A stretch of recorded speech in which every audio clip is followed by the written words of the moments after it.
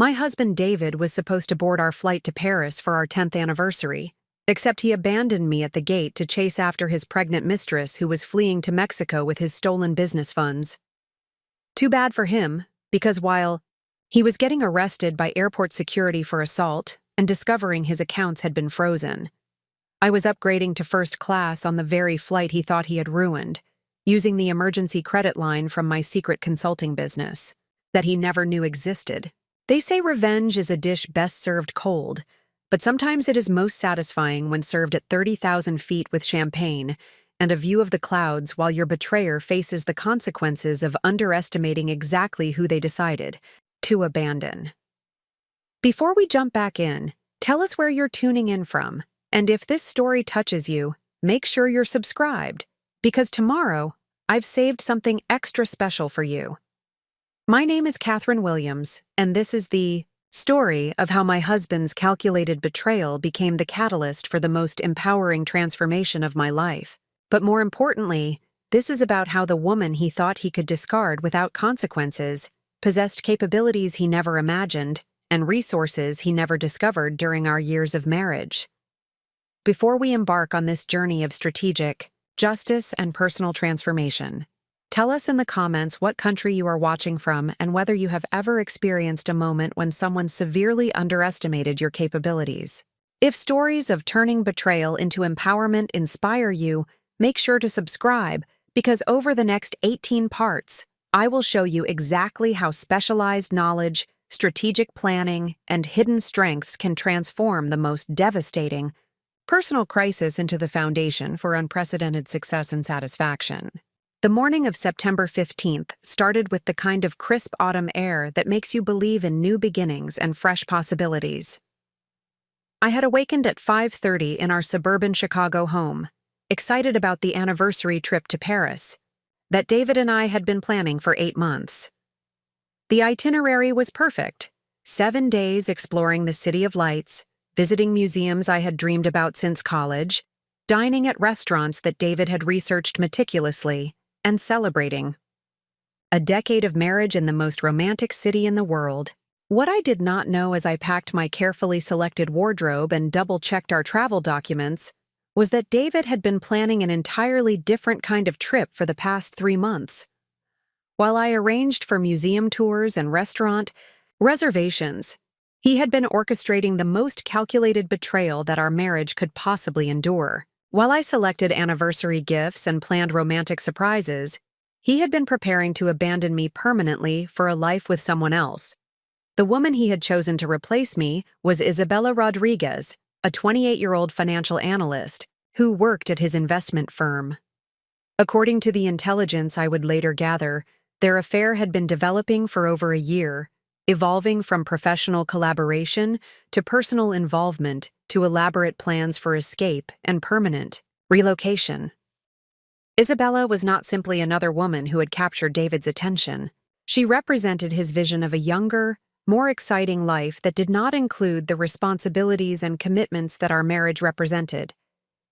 What made their relationship particularly devastating was not just the emotional betrayal, but the financial fraud that had been funding their romantic escapes and future plans. David had been systematically stealing from client accounts at his investment firm, using the stolen funds to finance expensive gifts for Isabella, luxury vacation trips that he claimed were business conferences, and the elaborate preparation for their planned disappearance to Mexico, where they intended to establish a new life together. The scope of David's deception was staggering in its complexity and cruelty. He had spent months creating false documentation, establishing offshore accounts, and coordinating with Isabella to execute their escape plan on the very day that was supposed to celebrate our anniversary. They had planned to use our trip to Paris as cover for their disappearance, allowing them several days of undetected time before anyone realized they had permanently relocated to a country with limited extradition agreements. Isabella was 6 months pregnant with David's child, a fact that I would discover only through the investigation that followed their attempted escape. The pregnancy represented not just personal betrayal, but also David's complete commitment to abandoning our marriage for what he believed would be a more fulfilling life with a younger woman, who offered him the excitement and adventure that he felt our relationship lacked.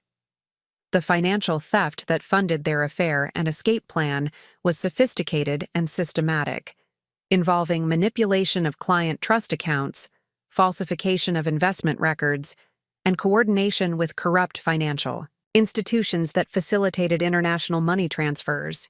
David had stolen approximately $800,000 from his clients over the course of 18 months, using these funds to support his double life while maintaining the appearance of a successful and ethical financial advisor.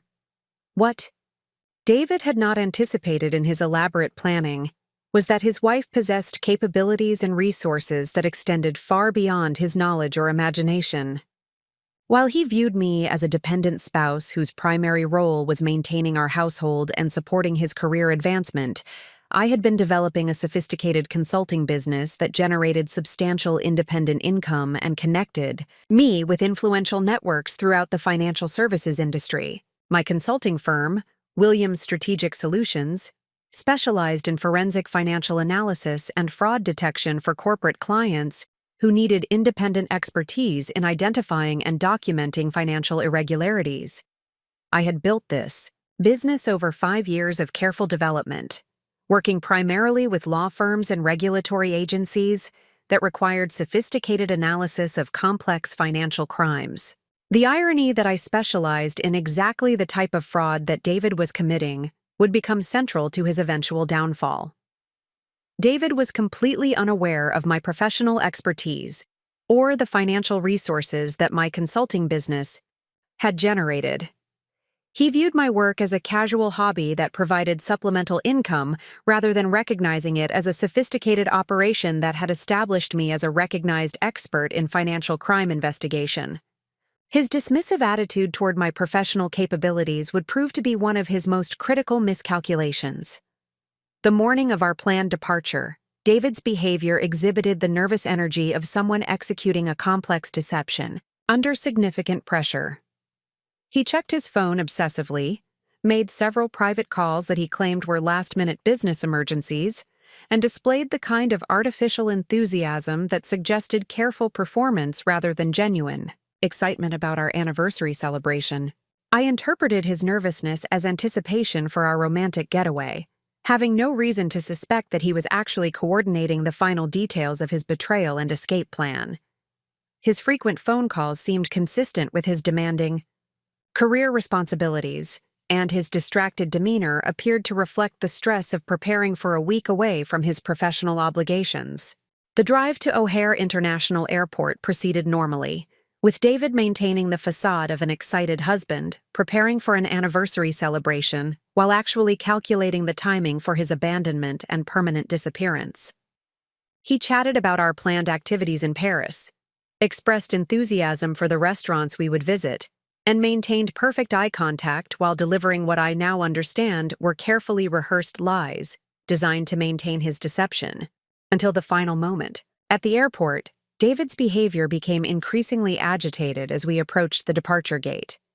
He checked his phone constantly, scanned the terminal crowds with obvious anxiety, and maintained the kind of hypervigilant awareness that suggested he was coordinating with someone else or waiting for a specific signal. I assumed his nervousness reflected travel anxiety or concerns about work responsibilities he was leaving behind. The revelation of David's true intentions came with devastating suddenness at Gate B47, where our Paris flight was scheduled for departure in 45 minutes. Isabella Rodriguez appeared at the gate area, visibly pregnant and carrying luggage that suggested permanent relocation rather than temporary travel. Her appearance immediately clarified the true purpose of David's nervous behavior and provided the missing context for his strange demeanor throughout the morning. David's greeting of Isabella was intimate and familiar in ways that made their relationship unmistakable. He embraced her with obvious affection, spoke to her in tones that I had not heard him use with me in months, and displayed the kind of natural chemistry that develops only through extensive personal involvement. Their interaction made it immediately clear that this was not a chance encounter or coincidental meeting, but rather a carefully coordinated reunion between lovers who had been planning this moment for months. the conversation between David and Isabella that I overheard while pretending to review our travel documents revealed the scope and cruelty of their deception. They discussed their flight to Mexico City, their prepared documentation for permanent residence, and their excitement about starting their new life together with their expected child. They spoke about our marriage dismissively, treating my anticipated devastation as an unfortunate but necessary consequence of their romantic happiness. Most devastating was hearing David describe his plan for abandoning me at the airport gate. He explained to Isabella how he intended to stage a sudden family emergency that would require him to leave immediately, knowing that I would wait at the gate for hours before realizing that he was never returning. His confidence in my predictable response and his casual dismissal of the emotional trauma he was inflicting revealed a level of cruelty that I had never suspected during our years of marriage. The moment of truth arrived when David approached me with the practiced expression of someone delivering a rehearsed performance. His face displayed manufactured concern and regret as he prepared to execute the abandonment that he had been planning for months. The words he spoke were carefully calculated to maximize his escape time while minimizing immediate suspicion about his true intentions. "Catherine, I just received an emergency call about my father," David said with convincing distress. "He has been rushed to the hospital in Denver with what they think might be a heart attack. I have to fly there immediately. The family needs me, and I cannot ignore this kind of emergency, especially when his condition might be critical." The lie was sophisticated and emotionally manipulative, designed to exploit my compassion and family loyalty while providing David with a plausible explanation for his sudden departure.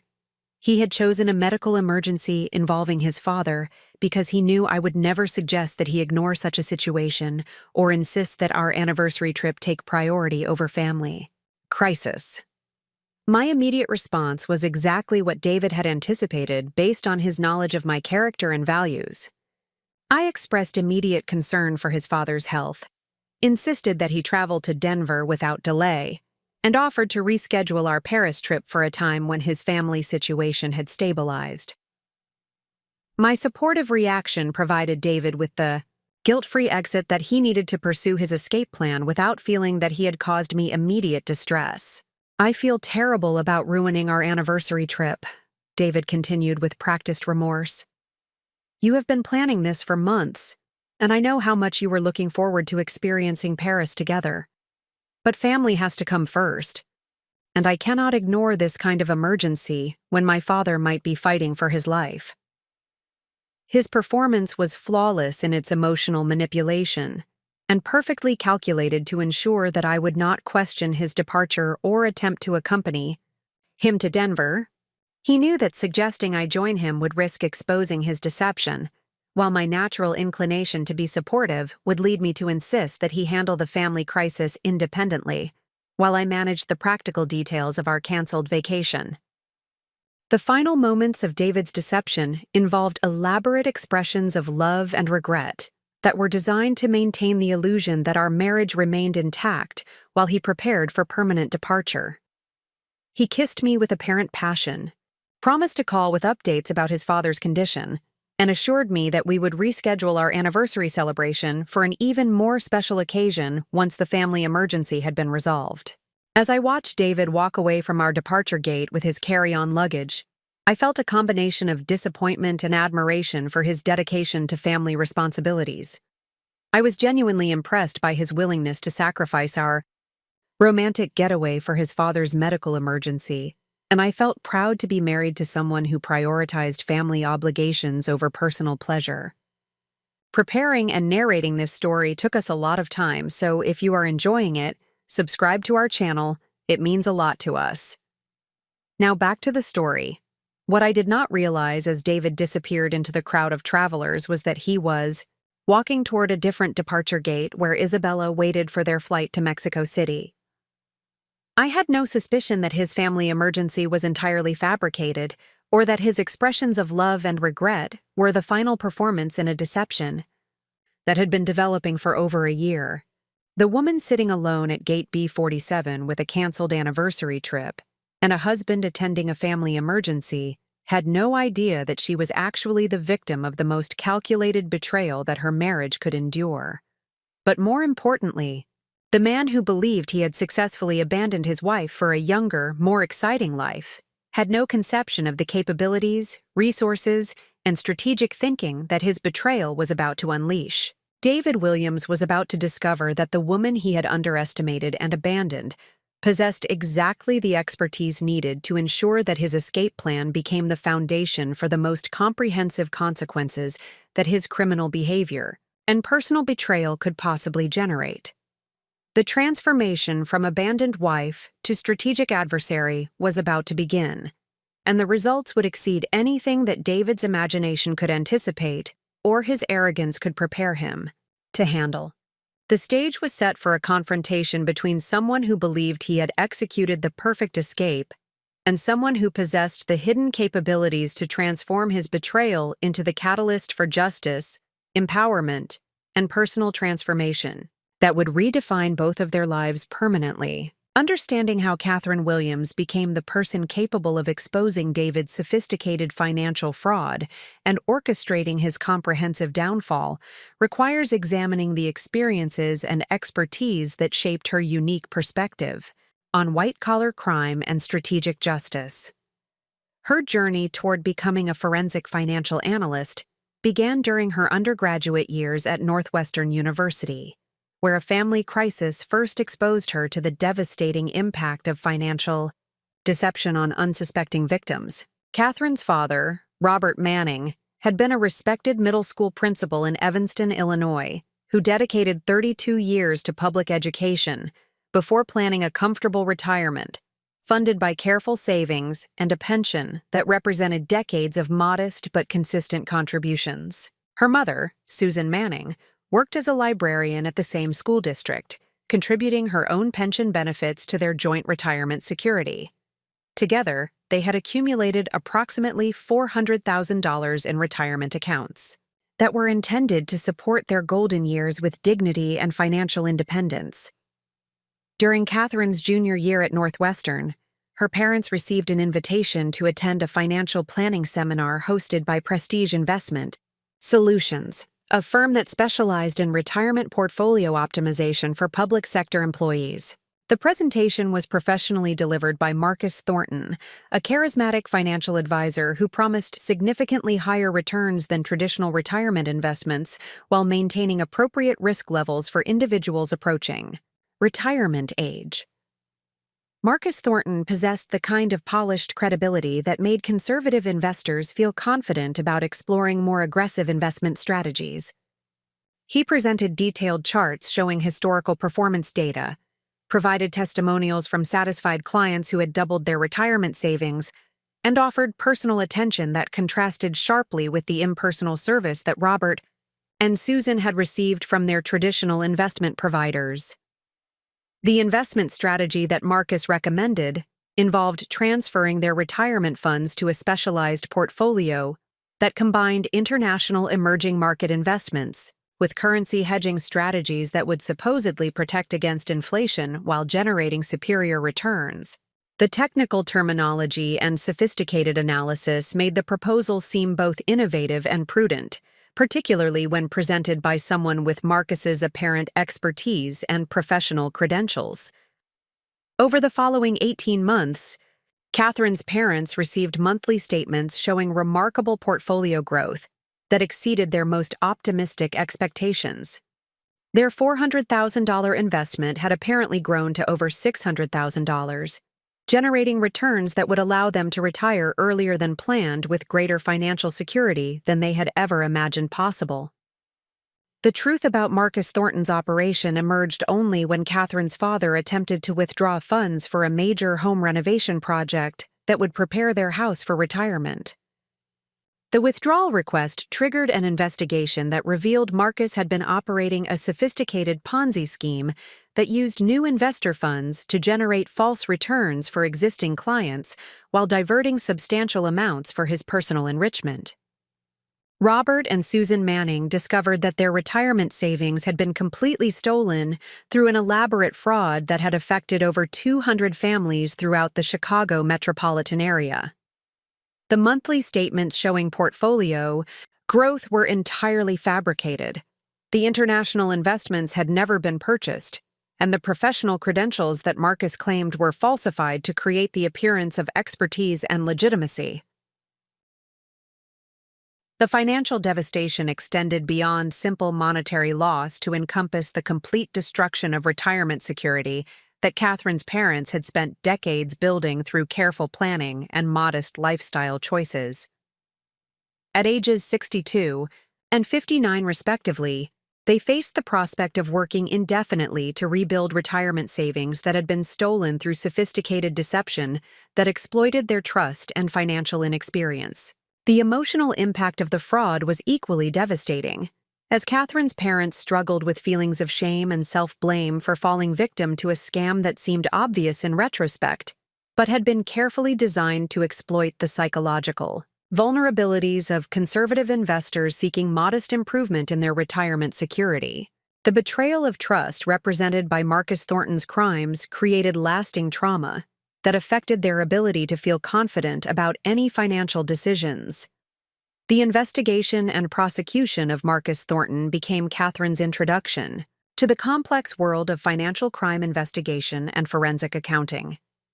She attended court proceedings, studied the evidence presented by federal prosecutors, and observed the sophisticated techniques used to trace stolen funds through multiple accounts and jurisdictions designed to obscure the theft and complicate recovery efforts. The federal investigation revealed that Marcus Thornton had stolen over $12 million from retirement-age investors throughout the Midwest, using the funds to support an extravagant lifestyle that included luxury cars, expensive homes, and international vacations that contrasted sharply with the modest retirement dreams of his victims. His operation had been sophisticated enough to avoid detection for over 3 years, while systematically destroying the financial security of families who trusted his apparent expertise. Catherine's exposure to the investigative process sparked a fascination with the methods and techniques used to detect and document financial fraud.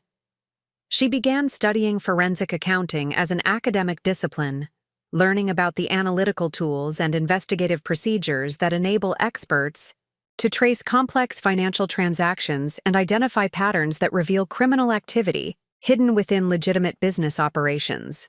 During her senior year at Northwestern, Catherine changed her major from marketing to accounting with a specialization in forensic analysis and financial crime investigation. She pursued additional coursework in criminal justice, computer forensics, and statistical analysis that would provide the technical foundation for a career in white-collar crime investigation and financial fraud detection. The internship that Catherine completed during her final semester at Northwestern was with Chen and Associates, a forensic accounting firm that specialized in supporting federal investigations of complex financial crimes. The experience provided hands-on training in the analytical techniques and investigative procedures that professional forensic accountants use to trace stolen funds, analyze financial records, and prepare evidence for criminal prosecution. Working under the supervision of senior forensic accountant David Chen, Catherine learned to analyze bank records, identify suspicious transaction patterns, trace funds through multiple accounts and jurisdictions, and prepare comprehensive reports that translated complex financial data into clear narratives that could be understood by prosecutors, judges, and juries who lacked specialized financial expertise. The cases that Catherine worked on during her internship involved sophisticated fraud schemes that targeted vulnerable populations, including elderly investors, small business owners, and nonprofit organizations whose financial inexperience made them ideal victims for criminals who specialized in exploiting trust and authority relationships. Each case provided insight into the psychological and technical methods that financial criminals use to identify potential victims and execute complex theft operations. After graduating from Northwestern with highest honors, Catherine was offered a full-time position with Chen and Associates, where she spent 3 years developing advanced expertise in forensic financial analysis while working on increasingly complex cases involving international money laundering, corporate embezzlement, and investment fraud that affected thousands of victims across multiple states. The professional recognition that Catherine earned during her tenure at Chen and Associates led to opportunities for independent consulting work with law firms, regulatory agencies, and corporate clients who needed specialized expertise in financial crime investigation. Her reputation for thorough analysis, clear reporting, and effective testimony in legal proceedings made her a sought-after expert witness in complex financial fraud cases. The decision to establish Williams Strategic Solutions as an independent consulting firm represented Catherine's transition from employee to entrepreneur, building on the expertise and professional relationships she had developed during her years at Chen & Associates. The consulting business allowed her to work on a broader range of cases while maintaining the flexibility to pursue complex investigations that required extended time commitments and specialized analytical approaches. Williams Strategic Solutions specialized in providing forensic financial analysis for legal cases involving suspected fraud, embezzlement, money laundering, and other complex financial crimes that required sophisticated investigative techniques and expert testimony. Catherine's client base included prominent law firms, federal regulatory agencies, and corporate security departments that needed independent expertise in identifying and documenting financial irregularities. The financial success of Williams Strategic Solutions exceeded Catherine's initial projections, generating annual revenues that provided substantial personal income while building cash reserves that would prove crucial during the crisis that her marriage would soon endure. The business relationships that Catherine developed through her consulting work created a professional network that included law enforcement investigators, federal prosecutors, and regulatory officials who specialized in financial crime prosecution. The expertise that Catherine had developed in forensic financial analysis made her uniquely qualified to recognize the warning signs of financial fraud and understand the investigative procedures necessary to trace stolen funds and document criminal activity. Her professional background provided both the technical skills and the strategic knowledge that would be essential for responding effectively to David's betrayal and theft. The irony that Catherine specialized in exactly the type of financial crime that David was committing created a situation where his criminal activities were being conducted under the observation of someone uniquely qualified to detect and document his illegal behavior. David's dismissive attitude toward Catherine's professional work had prevented him from understanding that his wife possessed the exact expertise necessary to destroy his criminal operation and ensure his prosecution. David's perception of Catherine as a dependent spouse whose consulting work represented a casual hobby rather than sophisticated professional expertise would prove to be one of his most critical miscalculations. His failure to recognize the scope and sophistication of Williams' strategic solutions had blinded him to the resources and capabilities that Catherine possessed, independent of their marriage and joint financial arrangements. The financial independence that Catherine had achieved through her consulting business provided her with resources and options that David never suspected existed. While he believed that abandoning her would leave her financially dependent and emotionally devastated, she actually possessed substantial assets and professional relationships that would enable her to respond strategically to his betrayal and theft. The professional network that Catherine had developed through Williams Strategic Solutions included federal investigators who specialized in financial crime prosecution, forensic accounting experts who could provide additional analytical support, and legal professionals who understood the procedures necessary for asset recovery and criminal prosecution. These relationships would prove invaluable when David's crimes required coordinated law enforcement response. The psychological profile that enabled Catherine to succeed in forensic financial analysis included analytical thinking, attention to detail, patience for complex investigations, and emotional resilience in dealing with cases involving significant financial trauma and personal betrayal. These same characteristics would be essential for responding effectively to David's sophisticated deception and ensuring that his criminal behavior faced appropriate consequences. Catherine's experience investigating financial crimes had taught her that successful prosecution required comprehensive evidence gathering, strategic coordination with law enforcement agencies, and careful attention to legal procedures that would ensure admissible evidence and effective prosecution. Her professional background had prepared her to approach complex financial crimes with the systematic methodology that would be necessary for exposing David's theft and ensuring his accountability. The transformation that Catherine would undergo, from betrayed wife to strategic adversary, had been building throughout her professional career, as she developed the expertise, resources, and strategic thinking that would be necessary for confronting sophisticated financial criminals. David's betrayal would unleash capabilities that he never suspected existed and resources that he never imagined Catherine possessed. The woman sitting alone at Gate B47 with a canceled anniversary trip was not the dependent spouse that David believed he was abandoning. She was a recognized expert in financial crime investigation whose professional expertise and resources would soon be focused entirely on ensuring that his theft and betrayal faced consequences that exceeded anything his imagination could anticipate or his arrogance could prepare him to handle. David Williams commanded respect and admiration throughout the Chicago financial services industry as the managing partner of Pinnacle Wealth Management, a boutique investment firm that specialized in serving high-net-worth individuals and institutional clients seeking sophisticated portfolio management and strategic financial planning. His professional reputation had been carefully constructed over 12 years of apparent success, built on a foundation of impressive client returns, innovative investment strategies, and personal charm that made wealthy investors feel confident about entrusting their financial futures to his expertise. The firm that David had established occupied prestigious office space in the Willis Tower, featuring floor-to-ceiling windows that provided commanding views of Lake Michigan and downtown Chicago.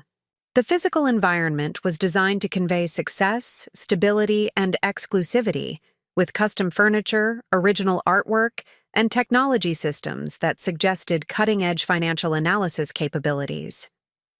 Clients who visited Pinnacle Wealth Management experienced an atmosphere that reinforced their confidence in David's ability to protect and grow their substantial assets. David's client base included prominent Chicago business leaders, successful entrepreneurs, professional athletes, and entertainment industry figures whose substantial wealth required sophisticated management strategies that extended beyond traditional investment portfolios. These clients valued David's apparent ability to generate consistent returns that exceeded market performance while maintaining appropriate risk management protocols that protected their wealth during economic volatility.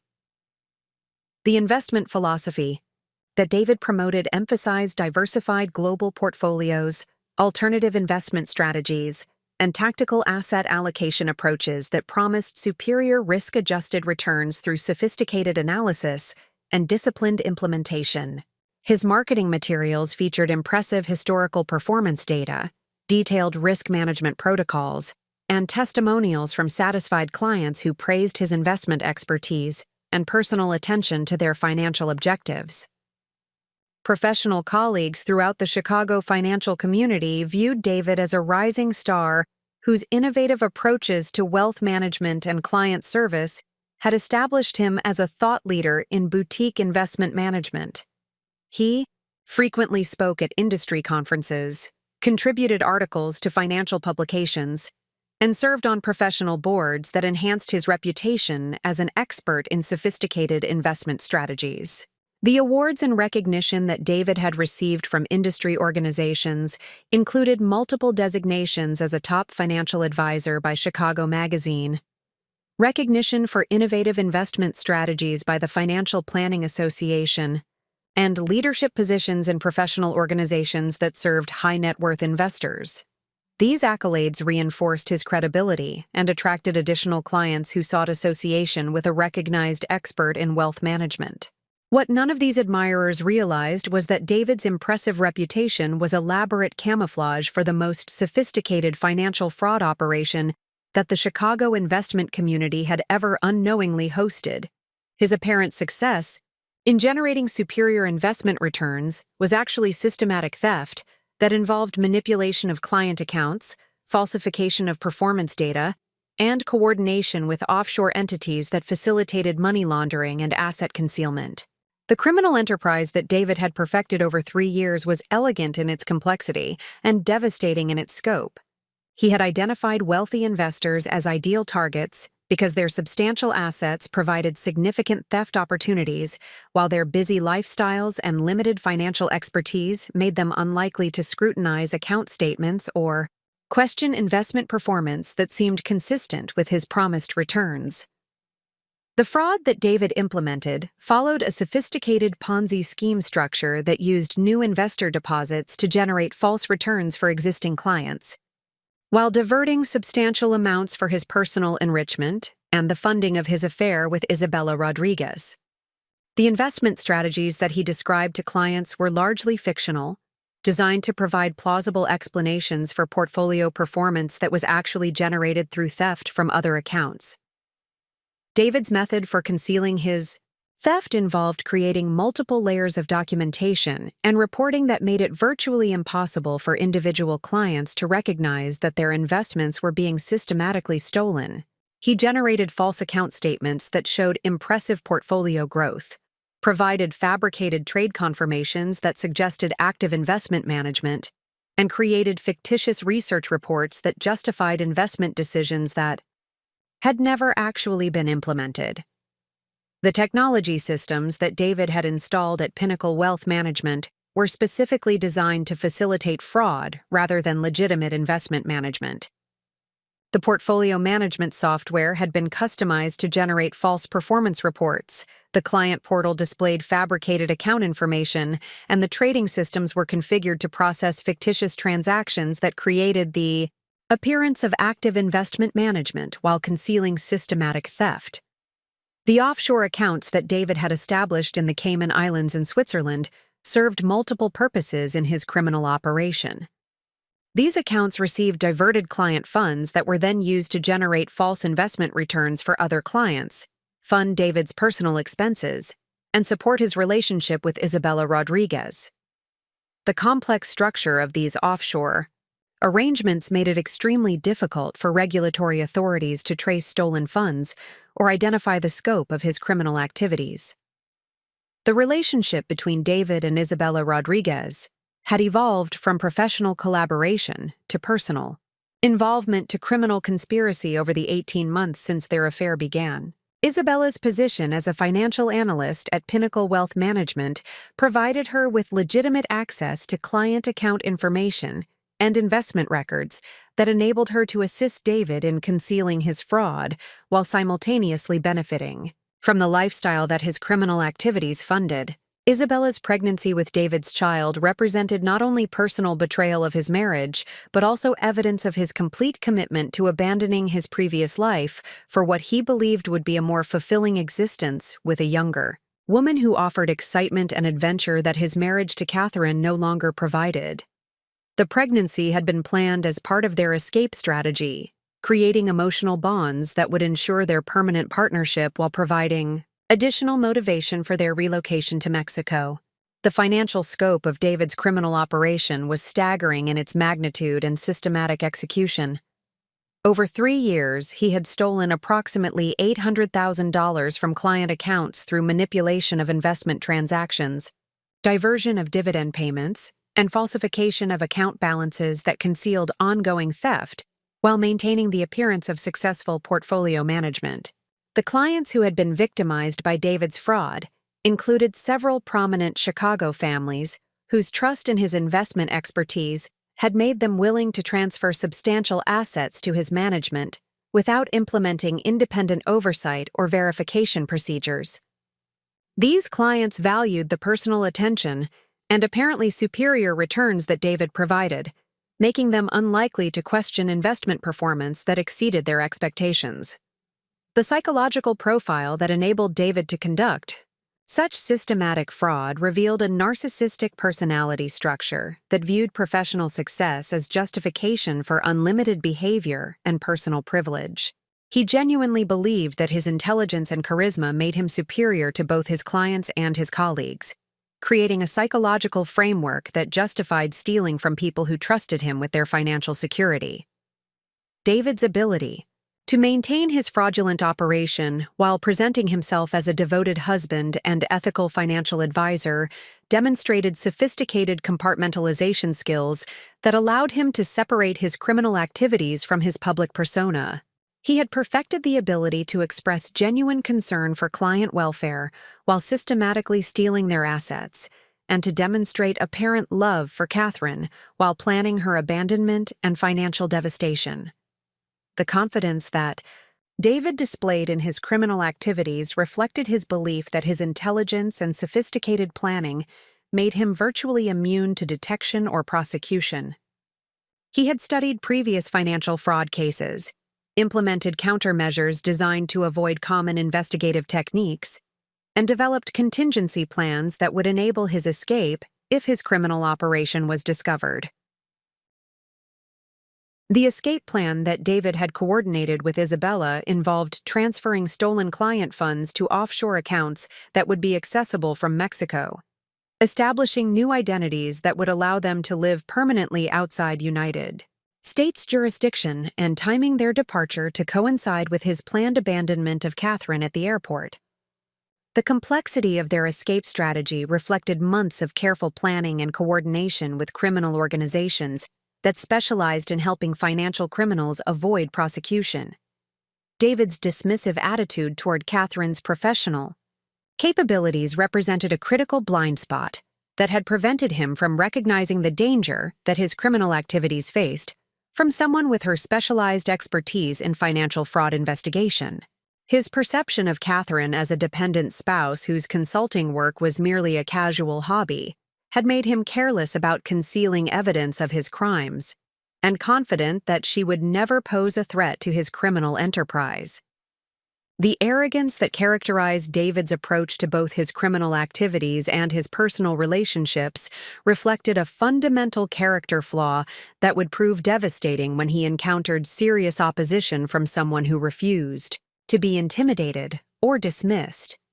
His success in avoiding detection had reinforced his confidence that he was intellectually superior to potential adversaries and psychologically equipped to manipulate any challenges to his authority or criminal operation.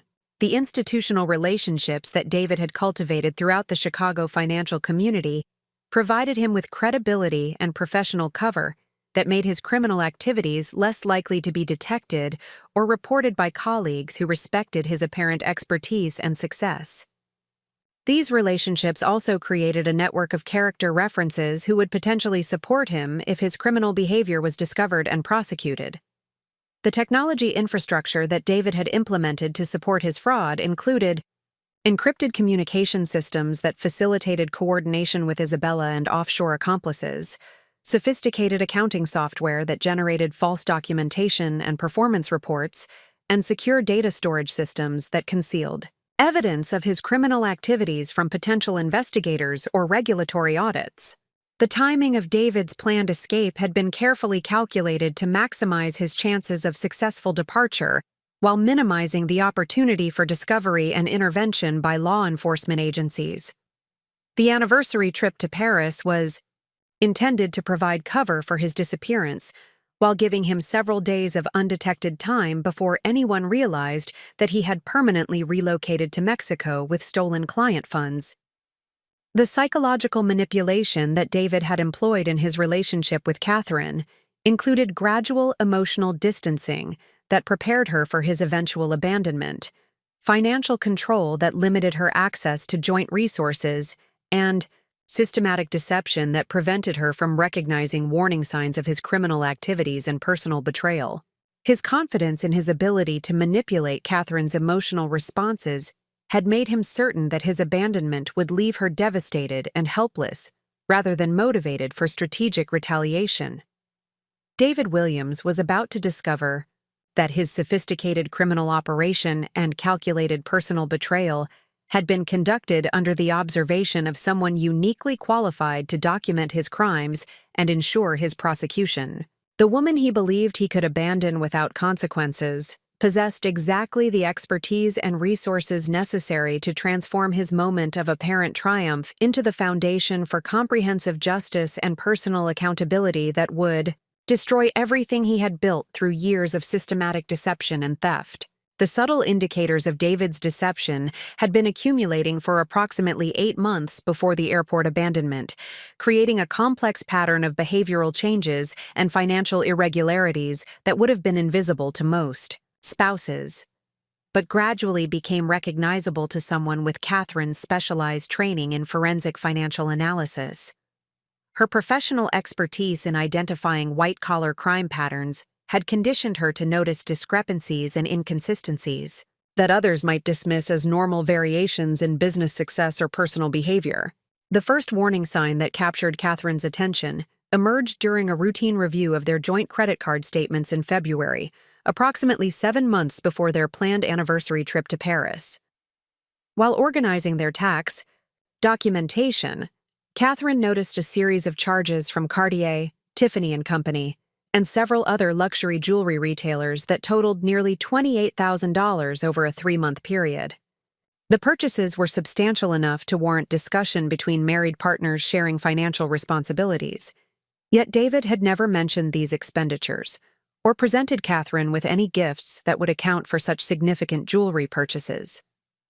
When Catherine inquired about these charges during their regular monthly financial review, David's explanation was smooth and immediately plausible to someone without specialized training in deception detection.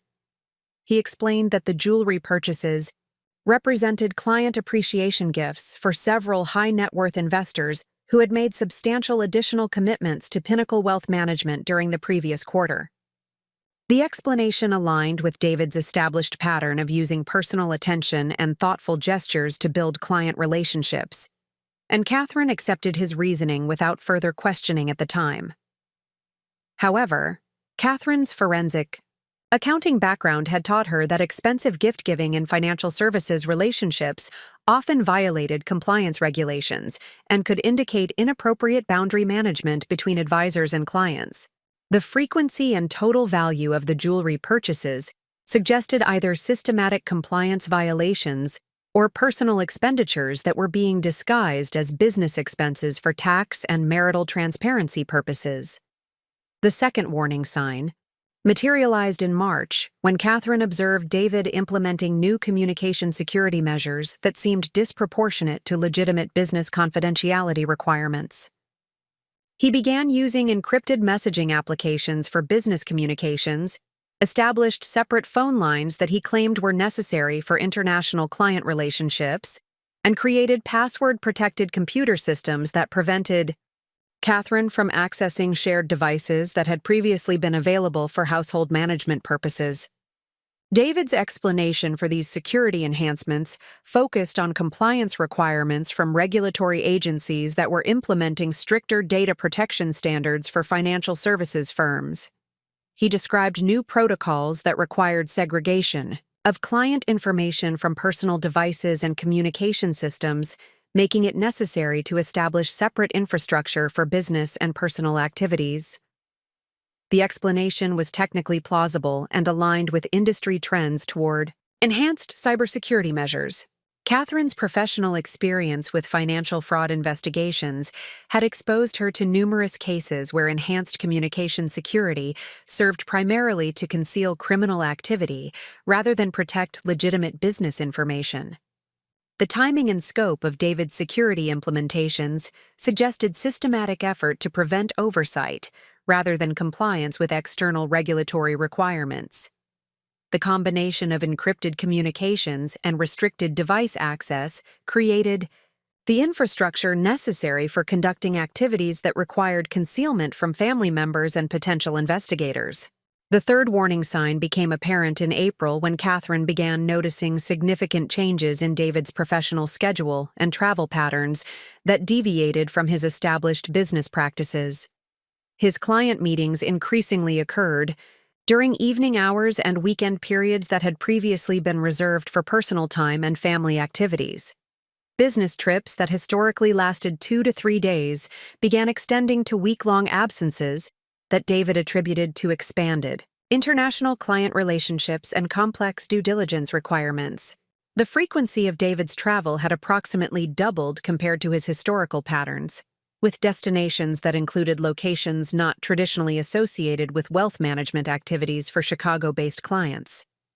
Cities such as Miami, Los Angeles, and Mexico City appeared regularly on his travel itinerary, representing markets that seemed outside the geographic scope of Pinnacle Wealth Management's established client base and investment focus areas.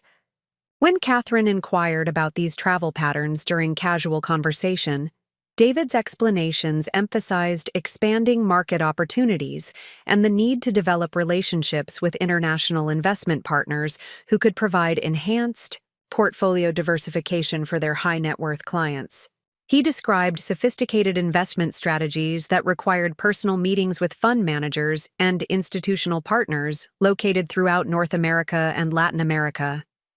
Catherine's forensic accounting training had taught her that, unexplained, travel patterns often accompany financial fraud schemes that require coordination with offshore entities and money laundering operations. The geographic concentration of David's travel in jurisdictions known for bank secrecy laws and limited regulatory cooperation suggested potential involvement in activities that required concealment from United States authorities. The fourth warning sign emerged in May when Catherine discovered that David had established new banking relationships and financial accounts without discussing these arrangements during their regular financial planning conversations.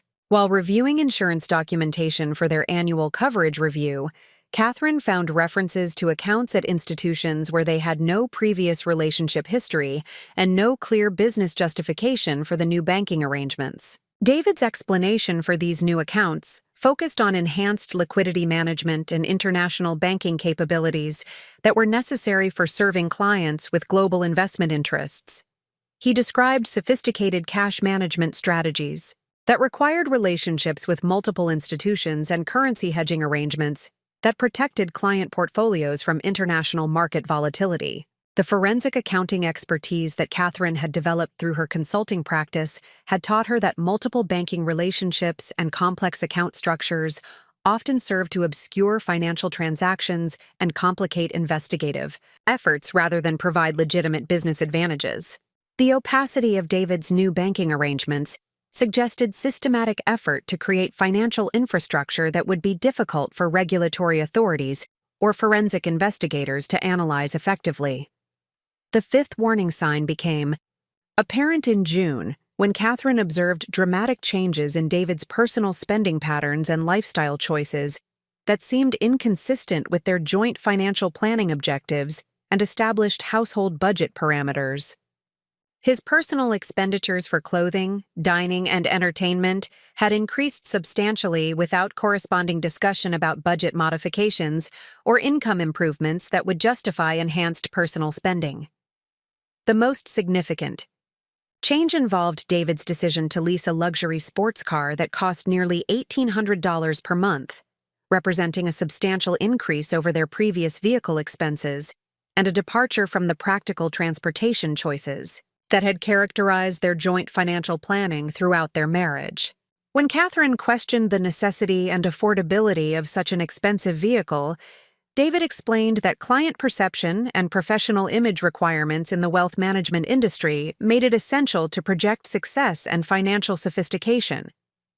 Catherine's professional experience with fraud investigations had exposed her to numerous cases where criminals used stolen funds to support enhanced lifestyles that exceeded their legitimate income capabilities. The timing and scope of David's spending increases suggested access to financial resources that were not reflected in their joint financial planning or household budget discussions. The sixth warning sign materialized in July when Catherine began noticing significant changes in David's emotional availability and personal engagement that suggested his attention and emotional investment were being directed elsewhere. Their conversations became increasingly superficial and transactional, focusing on practical household matters rather than the deeper personal and professional discussions that had characterized their relationship throughout most of their marriage. David's physical affection and sexual interest had diminished markedly, with intimate encounters becoming infrequent and perfunctory, rather than expressions of genuine emotional connection and mutual attraction. When Catherine attempted to discuss these relationship changes, David attributed his emotional distance to work stress and the demanding requirements of growing his business while managing complex client relationships during volatile market conditions. The psychological training that supplemented Catherine's forensic accounting expertise had taught her to recognize behavioral patterns that often accompany extramarital affairs, and the emotional compartmentalization that enables individuals to maintain deceptive relationships. David's emotional withdrawal and reduced physical intimacy suggested psychological and emotional investment in relationships outside their marriage. The seventh warning sign became apparent in August when Catherine discovered that David had been making substantial cash withdrawals from their joint accounts without discussing these transactions or providing clear explanations for the cash requirements. The withdrawals occurred regularly and involved amounts that seemed disproportionate to normal household expenses or business entertainment requirements. When Catherine inquired about the cash withdrawals during their monthly financial review, David explained that several of his high-net-worth clients preferred cash transactions for certain types of investment activities and entertainment expenses that required discretion and privacy. He described sophisticated client relationship management that sometimes involved cash payments for exclusive access to investment opportunities and private events that were not available through traditional financial channels. Catherine's forensic accounting training had taught her that substantial unexplained cash transactions often indicate efforts to avoid creating documentation that could be analyzed by investigators or regulatory authorities. The frequency and amounts of David's cash withdrawals suggested systematic effort to conduct activities that required concealment from financial oversight and potential investigation. The eighth warning sign emerged in September when Catherine observed David implementing increasingly sophisticated operational security measures that seemed designed to prevent oversight of his activities rather than protect legitimate business information. He began working from locations outside their home office, claiming that client confidentiality requirements made it necessary to conduct sensitive business activities in secure environments that were separate from personal living spaces. David's explanation for these security measures emphasized compliance with enhanced regulatory requirements and the need to protect client information from potential cybersecurity threats that could compromise sensitive financial data. He described industry-wide security protocols that required segregation of business activities from personal environments and implementation of advanced security measures that protected both client assets and proprietary investment strategies. The comprehensive nature of David's operational security implementations suggested systematic preparation for activities that required concealment from family members and potential investigators, rather than compliance with legitimate business requirements. The timing and scope of these security measures indicated awareness of potential legal exposure and preparation for scenarios that might require rapid concealment or destruction of evidence. The pattern that emerged from these warning signs created a comprehensive picture of systematic deception that would have been recognizable to anyone with Catherine's specialized training in financial fraud investigation. The combination of unexplained financial transactions, enhanced security measures, altered communication patterns, and behavioral changes suggested coordinated effort to conceal significant activities that required protection from oversight and potential investigation. Catherine's professional expertise enabled her to recognize that the individual warning signs represented components of a larger pattern of deception rather than isolated incidents that could be explained by normal business evolution or personal stress. The systematic nature of David's behavioral changes and security implementations indicated sophisticated criminal activity that required comprehensive investigation and strategic response, rather than casual inquiry or trusting acceptance of his explanations. The realization that her husband was likely engaged in systematic criminal activity represented a profound personal and professional challenge that would require Catherine to apply her forensic accounting expertise to investigate someone she loved, while simultaneously protecting herself from potential legal and financial exposure that could result from David's criminal activities. Catherine's decision to conduct a comprehensive investigation into David's activities represented the culmination of months of growing suspicion and professional instinct that had been honed through years of forensic financial analysis. Her specialized training had taught her that successful prosecution of sophisticated financial crimes required methodical evidence gathering, comprehensive documentation, and strategic coordination with regulatory authorities who possessed the legal authority to freeze assets and initiate criminal proceedings. The investigation that Catherine launched in early September was designed to determine the scope and nature of David's criminal activities while simultaneously protecting her own legal and financial interests from potential prosecution or civil liability that could result from unknowing participation in money laundering or fraud schemes. Her professional expertise provided both the technical skills and the strategic framework necessary for conducting a complex investigation without alerting David to her activities or compromising potential criminal prosecution.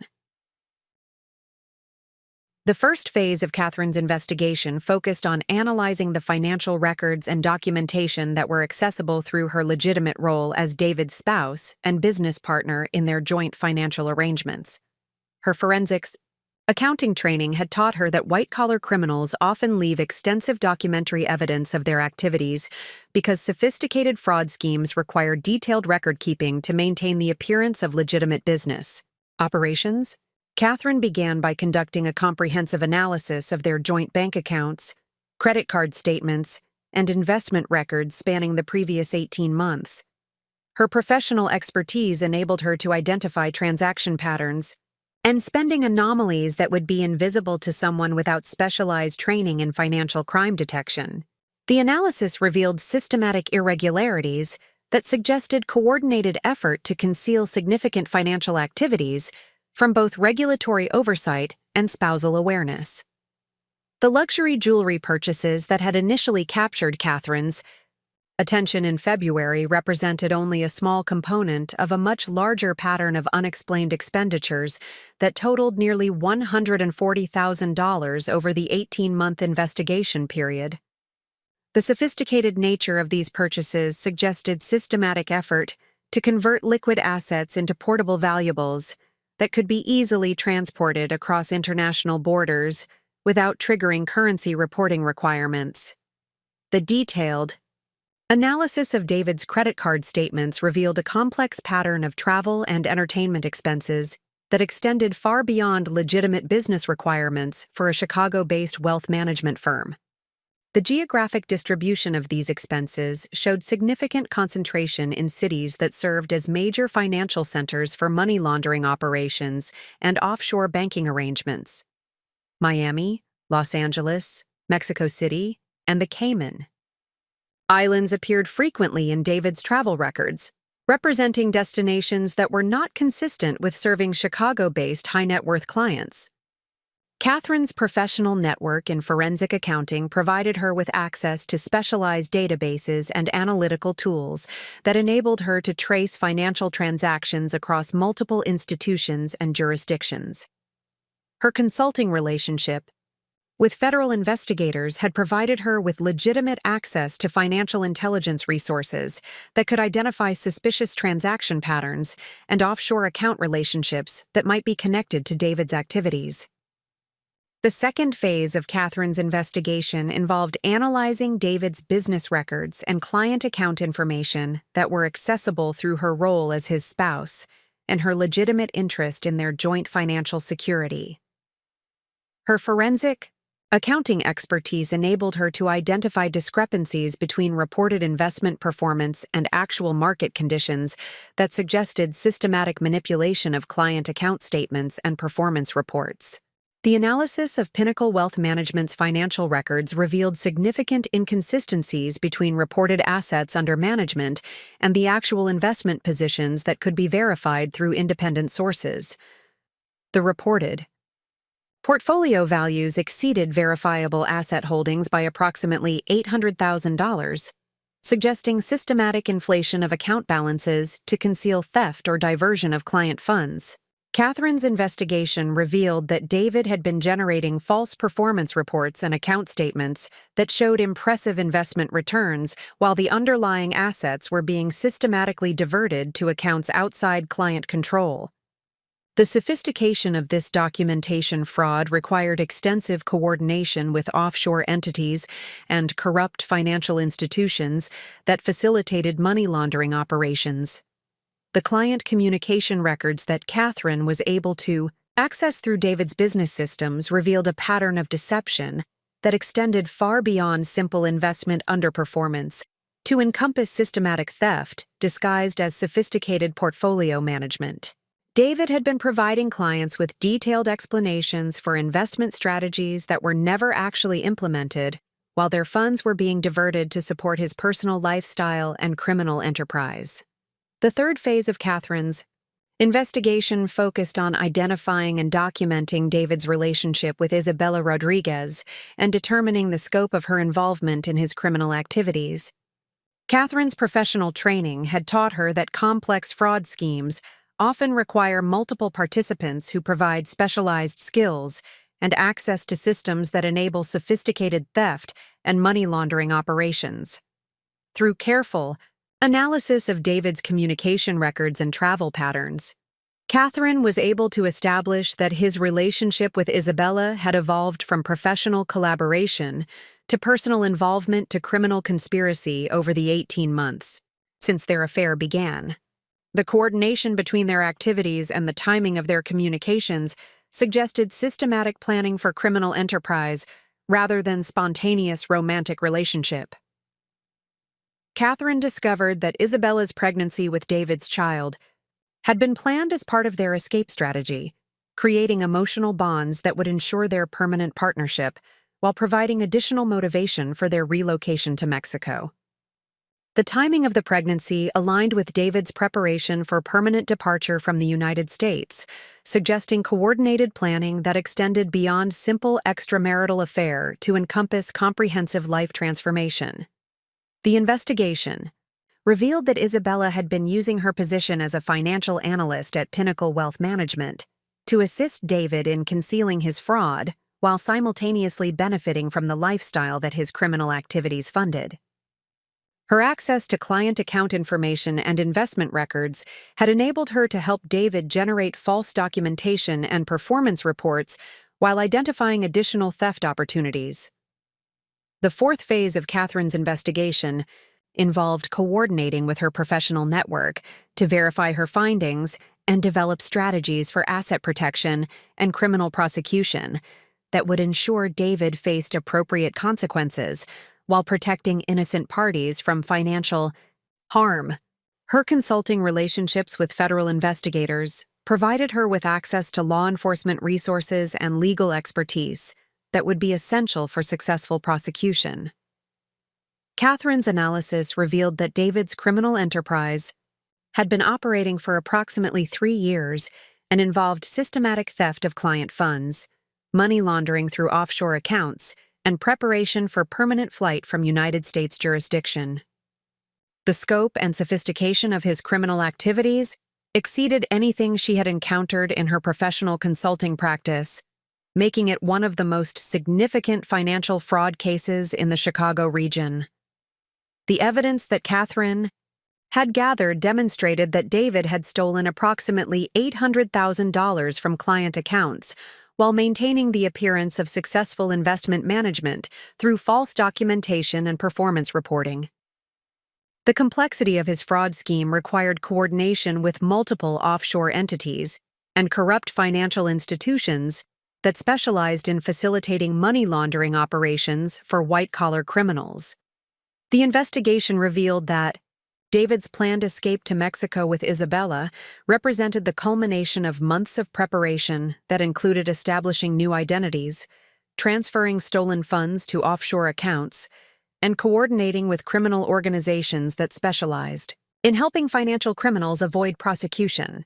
The anniversary trip to Paris was intended to provide cover for their permanent disappearance while giving them several days of undetected time before law enforcement agencies realized they had fled United States jurisdiction. The fifth phase of Catherine's investigation focused on developing comprehensive documentation that would support criminal prosecution while simultaneously implementing asset protection strategies that would prevent David from accessing joint financial resources or causing additional financial harm. Her forensic accounting expertise enabled her to prepare evidence packages that met federal prosecution standards while protecting her own legal and financial interests.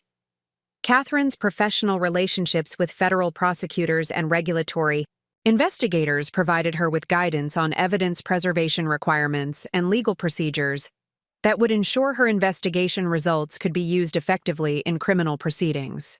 The comprehensive nature of her evidence gathering had created a documentary foundation that exceeded the quality and thoroughness of many professional law enforcement investigations. The asset protection strategies that Catherine implemented included establishing legal barriers to prevent David from accessing joint accounts, coordinating with financial institutions to freeze suspicious transactions, and working with regulatory agencies to ensure client funds were protected from additional theft. Her professional expertise enabled her to implement these protections without alerting David to her investigation or compromising potential criminal prosecution. The investigation had revealed that Catherine possessed substantial financial resources and professional relationships that were completely unknown to David and would enable her to respond strategically to his betrayal rather than becoming a helpless victim of his criminal activities. Her consulting business had generated significant independent income and established her as a recognized expert in financial crime investigation, whose testimony and analysis would be highly credible in legal proceedings. The psychological profile that Catherine had developed of David through her investigation revealed a narcissistic criminal who believed his intelligence and sophisticated planning made him immune to detection or prosecution. His confidence in his criminal enterprise and his dismissive attitude toward Catherine's professional capabilities had made him careless about concealing evidence and vulnerable to comprehensive exposure by someone with her specialized expertise. The timing of Catherine's investigation had been perfect for gathering comprehensive evidence, while David remained unaware of the legal and financial consequences that were being prepared for his criminal activities. His focus on coordinating his escape plan with Isabella had prevented him from recognizing that his wife possessed exactly the expertise and resources necessary to ensure his prosecution and asset recovery. Catherine's investigation had transformed her from a potentially helpless victim of financial fraud to a strategic adversary who possessed comprehensive evidence of David's criminal activities and the professional relationships necessary to ensure his prosecution. The woman who had been planned for abandonment at an airport had become someone uniquely qualified to ensure that her betrayer faced consequences that exceeded anything his imagination could anticipate or his arrogance could prepare him to handle. Catherine's forensic accounting expertise had taught her that successful prosecution of sophisticated financial criminals required comprehensive understanding of their psychological motivations and behavioral patterns, enabling investigators to predict responses to confrontation, while identifying vulnerabilities that could be exploited for maximum strategic advantage. Her professional training included substantial coursework in criminal psychology and white-collar crime profiling that had prepared her to analyze the personality structures and decision-making processes that enable individuals to conduct systematic fraud while maintaining professional facades. The psychological profile that Catherine developed through her investigation revealed David Williams as a textbook example of narcissistic personality disorder, combined with antisocial behavioral patterns that enabled him to exploit trust relationships for personal gain without experiencing appropriate guilt or empathy for his victims. His 15-year progression from legitimate financial advisor to sophisticated criminal had been facilitated by psychological characteristics that made him uniquely suited for conducting complex fraud while maintaining the appearance of professional competence and personal integrity. David's narcissistic personality structure manifested in his grandiose sense of self-importance and his genuine belief that his intelligence and charisma made him inherently superior to both his clients and his colleagues. This psychological framework enabled him to rationalize his criminal activities as appropriate compensation for his exceptional abilities, while viewing his victims as intellectually inferior individuals who deserved exploitation for their failure to recognize his true worth and potential. The sense of entitlement that characterized David's worldview had been reinforced through years of professional success and social recognition that had convinced him that normal ethical and legal constraints did not apply to someone with his exceptional capabilities. His progression from minor compliance violations to systematic fraud had occurred gradually, as his initial success in avoiding consequences reinforced his belief that he was psychologically and intellectually equipped to manipulate any system or individual that might challenge his activities. Catherine's analysis revealed that David's criminal behavior was driven by psychological needs that extended beyond simple financial motivation to encompass desires for excitement, control, and validation that his legitimate professional success had failed to satisfy completely. The thrill of conducting sophisticated fraud without detection had become psychologically addictive, providing emotional satisfaction that exceeded the practical benefits of the stolen funds and creating an escalating pattern of risk-taking behavior. The relationship between David and Isabella Rodriguez represented a complex psychological dynamic that combined romantic attraction with criminal collaboration and mutual manipulation that served both of their personal and financial objectives. Catherine's investigation revealed that their affair had been initiated by David as a means of gaining access to Isabella's analytical skills and institutional knowledge, while Isabella had recognized the relationship as an opportunity to improve her financial situation and social status through association with someone she perceived as successful and sophisticated. Isabella's psychological profile revealed characteristics that made her an ideal accomplice for David's criminal enterprise, while simultaneously creating vulnerabilities that could be exploited when their partnership faced serious legal and financial pressure. Her materialism and status consciousness had made her susceptible to David's manipulation and willing to participate in criminal activities that provided access to luxury lifestyle and social advancement that exceeded her legitimate earning potential. The pregnancy that resulted from David and Isabella's relationship represented both a strategic element of their escape plan and evidence of their psychological commitment to permanent partnership, despite the criminal foundation of their relationship. Catherine's analysis suggested that the pregnancy had been planned to create emotional bonds that would ensure their loyalty to each other during the stress of criminal prosecution and permanent relocation to foreign jurisdiction. The psychological mechanisms that enabled Isabella to participate in systematic fraud while maintaining her professional facade revealed sophisticated compartmentalization abilities that allowed her to separate her criminal activities from her self-concept as a legitimate financial professional. Her ability to provide analytical support for David's fraud while continuing to perform her legitimate job duties demonstrated the same type of psychological flexibility that characterized many white-collar criminals who maintained dual identities. Catherine's investigation revealed that David's confidence in his criminal enterprise was based on psychological blind spots that prevented him from recognizing serious threats to his operation or preparing adequately for potential exposure and prosecution. His narcissistic personality structure made it psychologically impossible for him to acknowledge that other individuals might possess superior analytical capabilities or strategic thinking that could challenge his criminal activities effectively.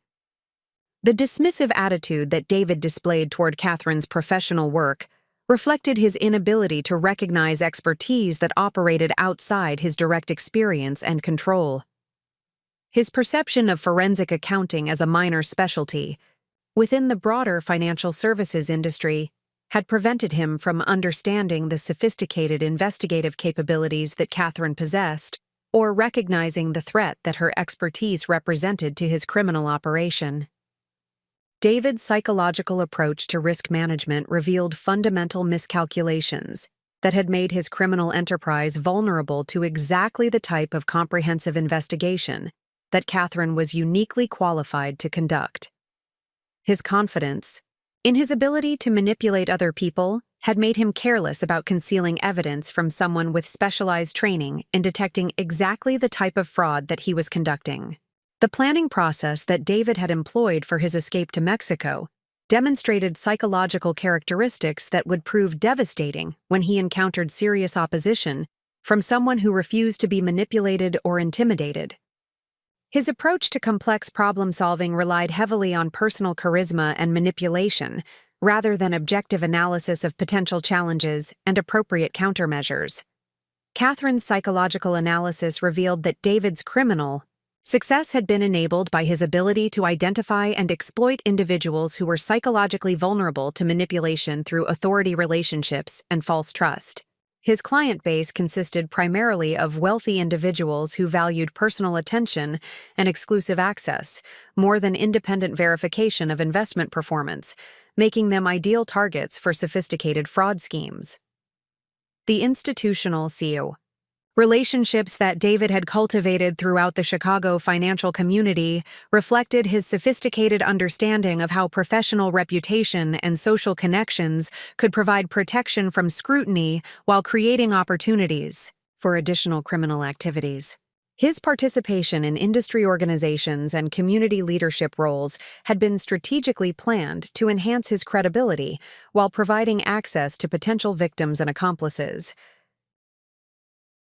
The technology and operational security measures that David had implemented to protect his criminal enterprise revealed psychological characteristics that would become critical vulnerabilities when he faced investigation by someone with superior technical expertise and strategic thinking.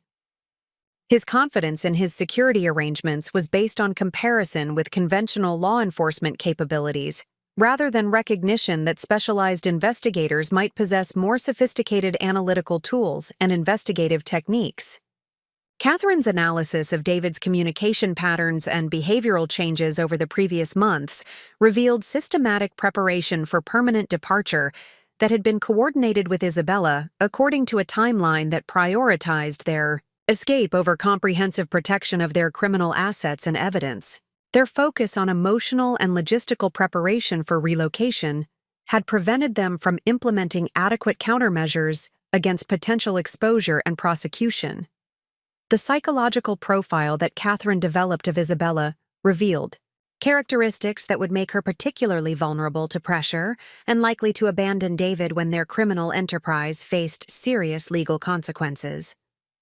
Her materialism and status consciousness had made her dependent on the lifestyle that David's criminal activities provided, but these same characteristics would make her unwilling to sacrifice her freedom and future prospects for loyalty to someone whose criminal operation had been exposed.